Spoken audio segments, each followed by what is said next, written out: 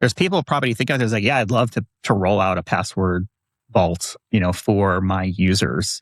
What are some tips or some guidance to make life easier for us to help with that?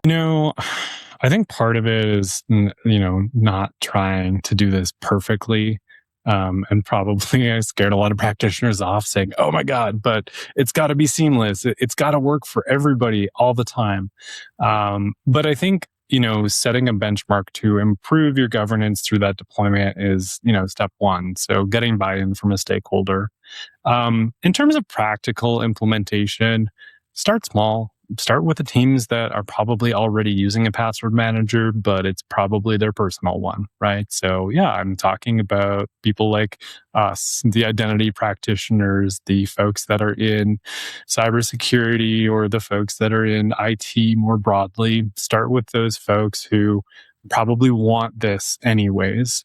And then move into some of the departments where there's solid use case, right? So we see, a lot of use cases in marketing. They've got access to, way more tools than the average knowledge worker does a lot of times. And many of those platforms go unintegrated because, it's only 1% or less of the organization's employees who are accessing those tools. So marketing is a good second stop.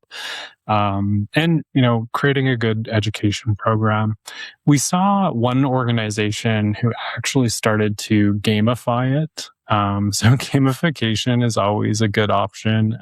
It'll definitely accelerate your early adopters and kind of that middle pack. And then, eventually you're going to get to those people who are slow to change. Those people take a little bit more work, a little bit more coaching. Sometimes they need the stick, right? And one of the tools that this gives you, I'm not saying you should always use it, is once you start to put managed credentials in the safe and actually start to actively rotate them, then you create a necessity for people to start to use it. But the nice part, I think, about this is that you can go on this kind of journey of maturity and meet people where they're at for the most part until you get to the very end. That last, 5 to 10% can always be tricky.